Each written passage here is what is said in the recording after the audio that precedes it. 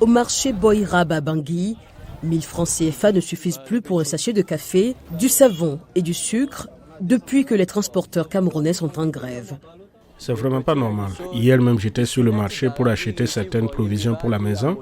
En l'espace de 24 heures, certaines denrées comme le sucre et l'huile qu'on achète souvent pour le petit déjeuner ont grimpé beaucoup trop vite. Avant, c'était à 150 francs CFA et l'huile qu'on a l'habitude d'acheter à 350 francs CFA. Mais actuellement, non seulement nos commerçants ont augmenté les prix, mais même la quantité laisse à désirer. Comment voulez-vous qu'on vive dans ces conditions, sachant que nous sommes dans des familles nombreuses? C'est la raison pour laquelle, entre nous et les commerçants, il ne pourra jamais avoir une entente. Je préfère ne pas acheter et rentrer chez moi. De leur côté, les commerçants comme Magloire Gueremachi se défendent. Depuis cet incident avec les chauffeurs camerounais, les denrées sont difficiles, voire impossibles à trouver.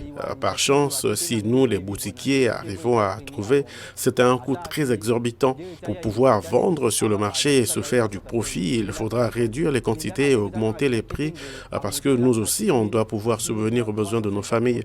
Ce qui fait que d'ici 2 ou 3 semaines, si rien ne fait pour empêcher cela, les prix grimperont à des niveaux records.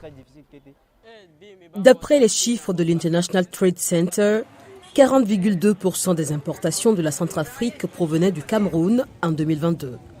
Située à la frontière avec le Cameroun, Garoua-Boulaye, à 725 km à l'ouest de Bangui, est la plaque tournante de l'axe reliant la capitale centrafricaine et Douala, grand port et capitale économique du Cameroun.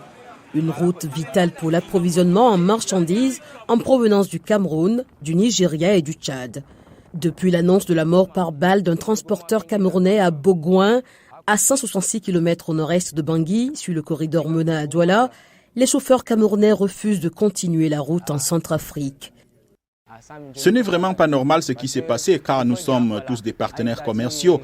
Nous, les Centrafricains et nos frères camerounais sont une famille et voir qu'ils sont en danger alors qu'ils nous viennent en aide en nous apportant des provisions, je trouve cela scandaleux. Non seulement ça, mais secondo, ce n'est pas comme si on avait une autre route et un autre axe pour se ravitailler, et pire encore pendant ces périodes de fête. Je souhaite que justice leur soit rendue afin que les choses redeviennent normales.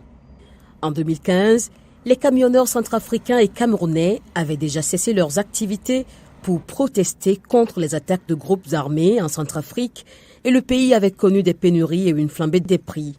En 2021, plusieurs centaines de camions étaient restés bloqués à la frontière camerounaise pendant 50 jours à la suite d'un blocus imposé par des groupes rebelles.